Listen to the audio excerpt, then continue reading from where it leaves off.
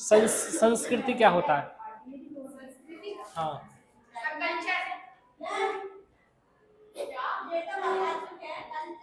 संस्कृति क्या होती है सर? जो पुराने तौर तरीके जो होते हैं, हमारी पुरानी पीढ़ियों से चलती आ रही संस्कृति, प्राचीन काल से संस्कृति में पहनावा, खान पान, त्योहार, किस तरीके से सब चीजें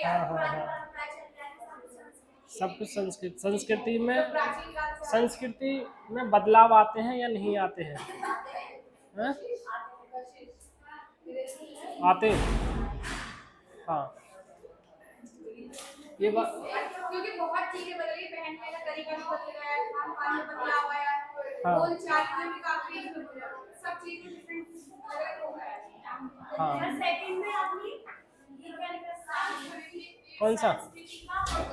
ये परिष्कार, परिष्कार, मेरा परिवार परिष्कार। हाँ संस्कृति का मतलब यही है, देखो एक होती है सभ्यता और संस्कृति, है ना? ठीक, तो संस्कृति हम ऐसे कह सकते हैं कि किसी भी समाज का रहने का तरीका, किसी भी समाज का रहने का तरीका। तो रहने के तरीके में हमारे क्या आएंगे? खान पान, पहनावा, भाषा, है ना? और हमारे जो हम त्योहारों को सेलिब्रेट करते हैं वो किस में आता है? हमारा सब संस्कृति में। ठीक, और संस्कृति में समय समय पर बदलाव आते रहते हैं। ठीक, संस्कृति हमारी कैसे बदलती रहती है, ठीक है, समय समय पर। तो इसमें वैश्वीकरण के सकारात्मक प्रभाव में हमारा क्या है? पसंद नापसंद का दायरा बढ़ना, पसंद और नापसंद का दायरा बढ़ना। अब हम कुछ चीज़ों को पसंद करने लगे हैं और कुछ चीज़ों को हम नापसंद भी करते हैं, ठीक है, क्योंकि जो संस्कृति है वो एक जड़ वस्तु नहीं होती। संस्कृति एक जड़ वस्तु नहीं होती, यानी कि ऐसा नहीं कि संस्कृति में बदलाव नहीं हो सकते, संस्कृति में बदलाव हो सकते हैं, यानी कि हम नई चीजों को स्वीकार कर सकते हैं। जैसे खाने पीने की चीजें हैं, है ना? खाने पीने की चीजें में हमारे, अब पहले हम यहाँ चाउमीन नहीं खाते थे, डोसा नहीं खाते थे, बर्गर नहीं खाते थे, है ना? जो नई नई चीजें हैं, मोमोज, है ना? अब रोज मोमोज चाहिए, है ना? मतलब यहाँ शिवम लॉज पे आप शाम को चले जाइए तो वहां पर इतनी भीड़ लगी रहती है, मोमोज मोमोज, है ना? ठीक, तो बस।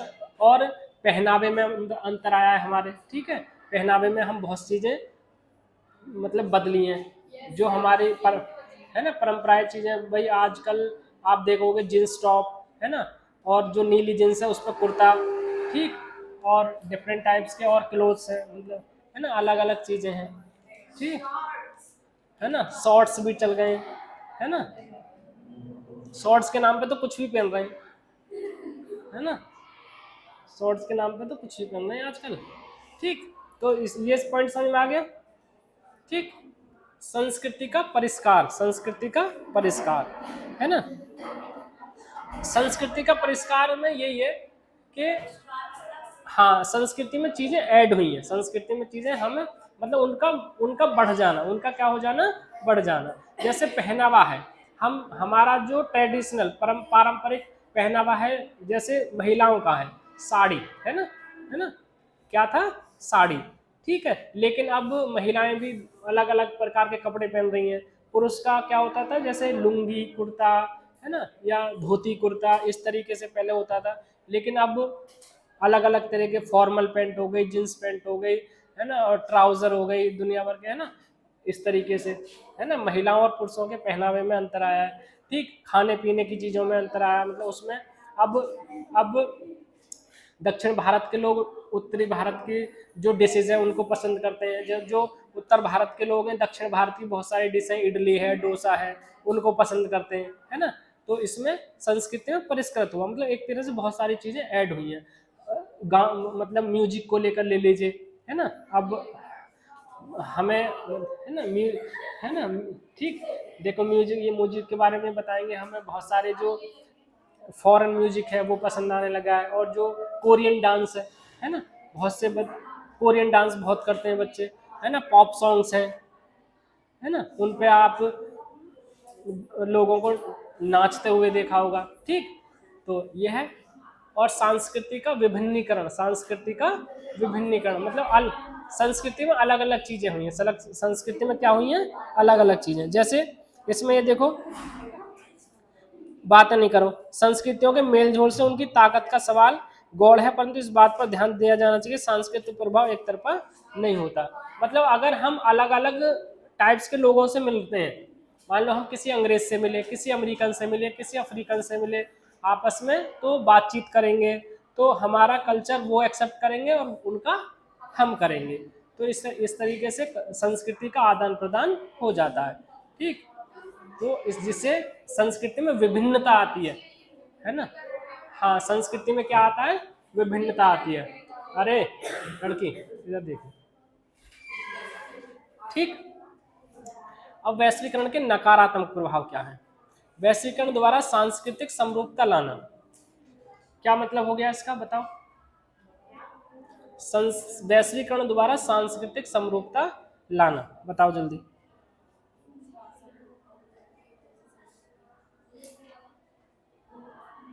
बताओ जल्दी बताओ।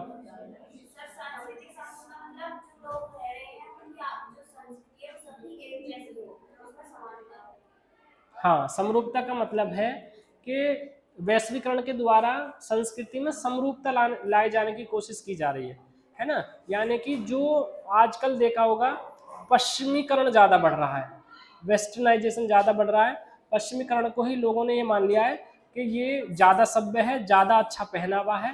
ठीक है, ज़्यादातर लोग वेस्टर्न जो मतलब पहनावा है वो पहनना पसंद करते हैं। जैसे पुरुष है वो coat pant, jeans T shirt ये पहनना पसंद करेंगे, महिलाएं हैं वो jeans T shirt, top, shorts या इस तरीके से है ना वो पहनना पसंद करेंगे।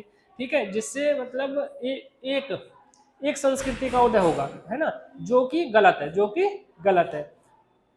मतलब सही तो क्या है, जिसके जो संस्कृति है, जो पहनावा पहले से पहनते आ रहे हैं, भाई किसी ने कुछ पहन रखा है, किसी ने कुछ पहन रखा है, किसी ने कुछ पहन रखा है, किसी ने कोई बढ़िया डिश बनाई, जैसे तुम्हारा होम साइंस का वो हुआ था प्रैक्टिकल, किसी को कोई हलवा बना के लाया, कोई खीर बना के लाया, कोई है ना, कोई समोसे बना के लाया, तो अलग अलग चीज़ें होती हैं, ज़्यादा अच्छा है। जैसे भारतीय समाज में बहुत ज़्यादा विविधता है ना भाई। आप दक्षिण भारत में चले जाइए, अलग पहनावा मिलेगा, अलग खान पान मिलेगा, है ना। अलग अलग धर्मों में देख लीजिए, है ना, मुस्लिम्स का कल्चर अलग मिलेगा, हिंदूज का अलग मिलेगा, पंजाबियों, मतलब जितनी ज़्यादा विभिन्नता होगी उतना अच्छा है ना, जितनी ज़्यादा विभिन्नता होगी उतना ज़्यादा अच्छा होगा। भाई पंजाब में गए तो बढ़िया मतलब साग, दो चम्मच घी डालो, मक्के की रोटी खाओ, बढ़िया वाली लस्सी पियो। अब मान लो सब जगह एक ही कल्चर है, फिर जीवन में मज़ा नहीं आएगा ना, है ना।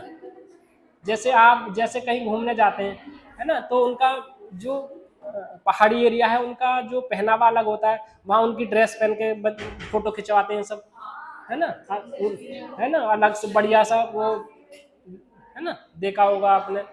तो ये अगर संस्कृति में एक रूपता आ जाएगी तो ज़्यादा अच्छा समाज नहीं रहेगा। अलग अलग डांस हैं सबके, मतलब नॉर्थ ईस्ट में आप देखो जाकर, जब उनकी फसल कटती है तो अरुणाचल प्रदेश में सब फसल कटने के बाद एक अलग तरह का डांस करते हैं, है ना, वो अलग गाने गाते हैं, है ना, सब सामूहिक रूप से आते हैं।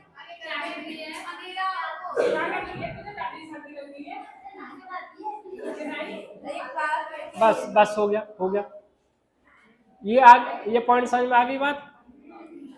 ठीक, तो सांस्कृतिक समरूपता नहीं आनी चाहिए। ठीक है, संस्कृति सबके अलग अलग संस्कृति है, तो वो सब बनी रहनी चाहिए, सब बनी रहनी चाहिए। ठीक है, प्रभुत्वशाली संस्कृति द्वारा कम शक्तिशाली समाजों पर अपनी छाप छोड़ी जा रही है।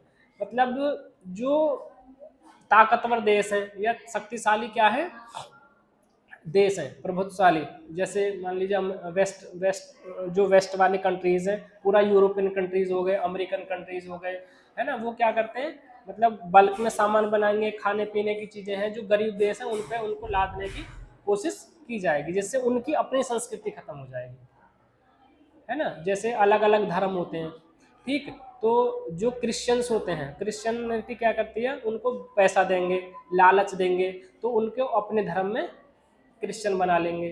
ठीक है, इस तरीके से तो फिर उनकी संस्कृति अपना लेंगे वो, या फिर वो गरीब है तो गरीब उनको पैसा देंगे, कपड़े देंगे, खाना देंगे, इस तरीके से तो उनको अपनी संस्कृति जो धीरे धीरे खत्म हो जाएगी, है ना। बात आ गई समझ में? ठीक।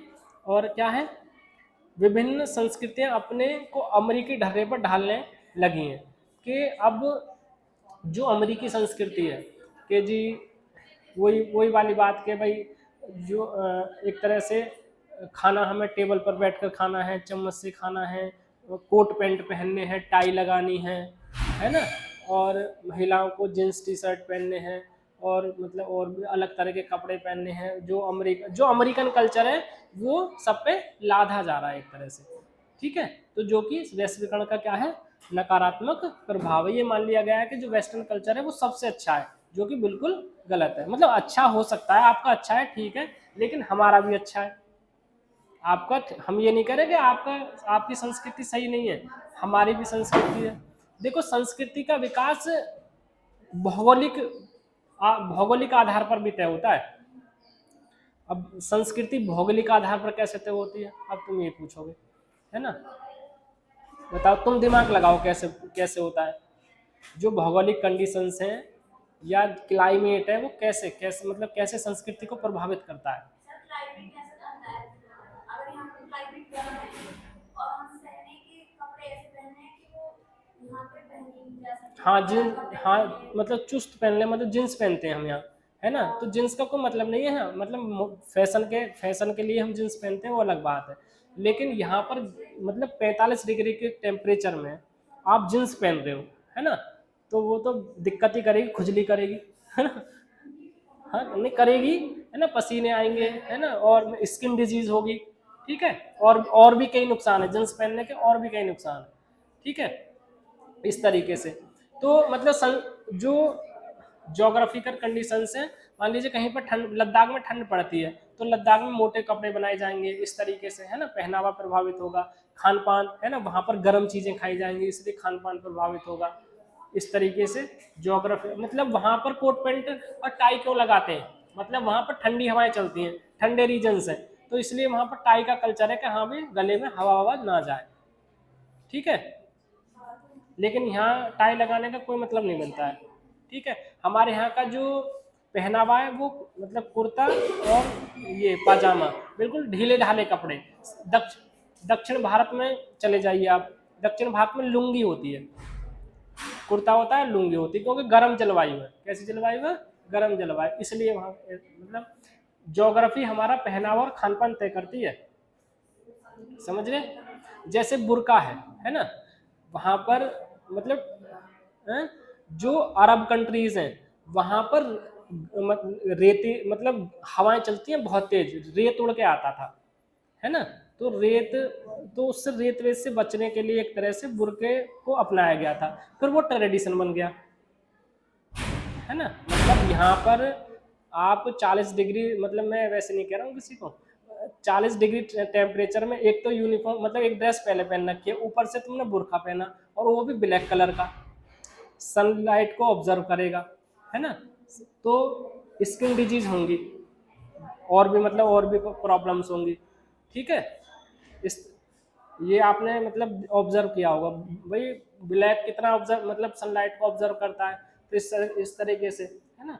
तो मतलब कुछ चीज़ें हमने ज्योग्राफी के आधार पर अपनाई होती हैं और बाद में वो क्या बन जाती हैं, ट्रेडिशंस बन जाते हैं, ठीक है। जैसे हमारे यहाँ मुर्दों को जब हिंदू धर्म में मुर्दों को क्यों जलाया जाता है, और जो यूरोपियन कंट्रीज है वहाँ दफनाया जाता है, उसका क्या रीजन हो सकता है। मिट्टी में नहीं, मिट्टी में दफनाते हैं, मतलब वहाँ पर एक तरह से यूरोपियन कंट्रीज में और जो अरेबियन कंट्रीज थे वहाँ पर लकड़ियों की कमी थी, वहाँ पर, है ना, वहाँ पर लकड़ियों की कमी होती थी, है ना। और यहाँ भारत में या इस आसपास में लकड़ियों की खूब रेस थी, ठीक है। इसलिए भी क्या किया गया कि हाँ भाई कल्चर हो गया, मतलब उसको जलाने का, और कहीं हो गया फिर ये ट्रेडिशंस बन जाते हैं, ठीक, ये होता है। और फिर उनको छोड़ना नहीं चाहते कोई ना, मतलब वो हर धर्म की बात होती है। ये समझ में आ गए सारे पॉइंट। बहुत बढ़िया। अब है नेक्स्ट टॉपिक, भारत और वैश्वीकरण।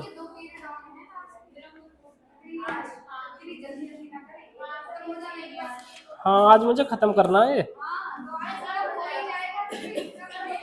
हाँ? नहीं फिर प्रॉब्लम पीरियड छोड़ देना सब क्लास। फिर प्रॉब्लम ये है ना कि 7th पढ़ाने के बाद तुम ये कहने लग जाते हो कि नहीं नहीं अब नहीं पढ़ाओ, अब नहीं पढ़ाओ। मन करता है कि पढ़ाएगी तो अभी पढ़ा दो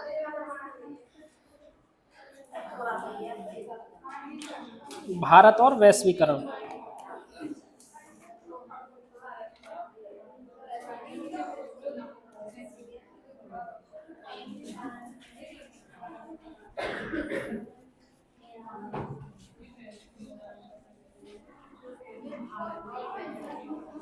बबीता, प्रकृति और तनीषा तीनों खड़ी हो जाओ।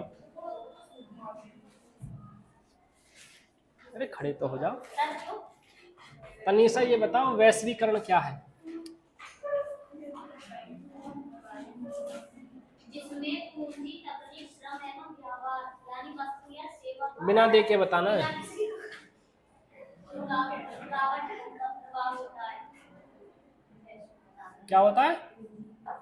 जिसमें पूंजी, तकनीक, श्रम एवं व्यवहार यानी वस्तु और सेवा का बिना किसी रुकावट के प्रभाव होता है। बिना किसी रुकावट के प्रभाव होता है, इसे वैश्वीकरण कहते हैं। ठीक है, चलो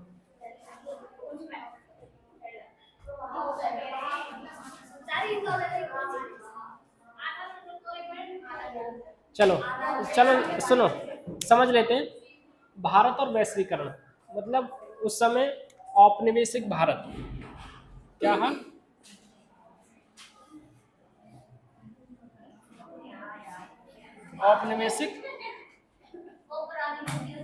औपनिवेशिक भारत। औपनिवेशिक भारत से क्या मतलब है?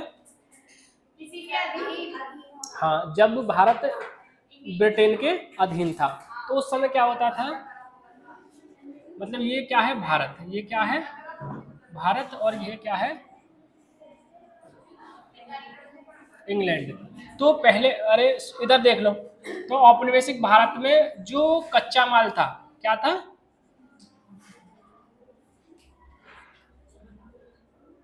कच्चा माल भारत मतलब इंग्लैंड भारत से अपने यहाँ ले जाता था, ठीक है, कच्चे माल को। और तैयार माल को कहाँ पे बेचता था फिर? भारत में। मतलब हम क्या निर्यात कर रहे हैं? एक तरह से कच्चा माल, और आयात क्या कर रहे थे? एक तरह से तैयार माल। मतलब इंग्लैंड ही ले जाता था कच्चा माल अपने यहाँ पर, और उसी कच्चे माल से तैयार माल करके किसको बेचता था? भारत को। जिससे अगर मतलब आप केवल खरीदार हो, बेच कुछ नहीं रहे हो, तो आपकी इकोनॉमी जो अर्थव्यवस्था है वो मतलब माइनस में रहेगी, है ना? समझ रहे हैं ना? अगर आप खरीदार हैं, बेच कुछ नहीं रहे हैं, मतलब केवल आप उपभोक्ता हैं, तो आपकी अर्थव्यवस्था कैसी रहेगी? नीचे रहेगी, माइनस में रहेगी, ठीक है। तो जब भारत आज़ाद हो गया था, ठीक, तो भारत आज़ाद होने के बाद में भारत ने ये सोचा कि हम अपनी आवश्यकताओं की जो चीज़ें हैं खुद उनका प्रोडक्शन करेंगे, खुद क्या करेंगे? उनका प्रोडक्शन खुद बनाएंगे, ठीक। और जो बाहर से आने वाली वस्तुएं हैं उनको हम नहीं मंगवाएंगे, ठीक है। कुछ चीज़ें ऐसी थी जिनका हमारे पास उत्पादन नहीं होता था, ठीक है, जैसे फर्टिलाइजर्स थे, केमिकल्स थे, पेट्रोल था, मतलब वो तो उनको तो हम बाहर से मंगवाते थे, बाकी हमने उन पर बैन कर रखा था। भारत सरकार ने क्या कर रखा था? बैन कर रखा था।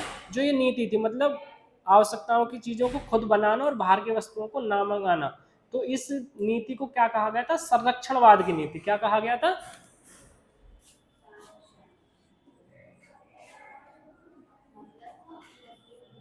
संरक्षणवाद की। मतलब हमें किसको संरक्षण देना है? जो हमारे घरेलू उत्पादक हैं। हमें किसको संरक्षण देना है? जो हमारे घरेलू उत्पादक हैं। अगर बाहर से चीजें आ जाएंगी तो वो उनका संरक्षण नहीं हो पाएगा, ये आप जो अपने उसकी क्या कहते हैं 10th क्लास की लिस्ट हुई थी इंग्लिश, गणित और विज्ञान की, पहुंचा दूंगा मैं। अभी आ रहा हूँ बस 5 मिनट में, 2 मिनट। हाँ लिखने वाला। समझ गए? संरक्षणवाद की नीति समझ में आ गई, ठीक है। लेकिन संरक्षणवाद की नीति तो अपनाई हमने, लेकिन ये हमें लाभदायक भी रही, नुकसानदायक भी रही। तो हमारे पास उस समय तक आते आते 1991 तक आते आते जो विदेशी मुद्रा भंडार था, कौन सा विदेशी मुद्रा भंडार, मतलब हमें मान लीजिए कोई अमेरिका की वस्तु खरीदनी है या किसी दूसरे देश की खरीदनी है तो पैसे से तो खरीदी नहीं जाएगी।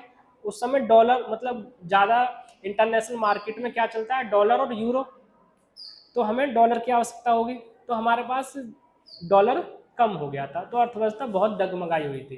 ठीक है, तो उस नीति से बाहर निकलने के लिए बाहर निकले, और उस समय फाइनेंस मिनिस्टर कौन थे, मनमोहन सिंह, और प्रधानमंत्री थे नरसिम्हा राव, कौन थे, नरसिम्हा राव, कि भाई दूसरा कोई तरीका अपनाया जाए अर्थव्यवस्था को सुदृढ़ करने के लिए।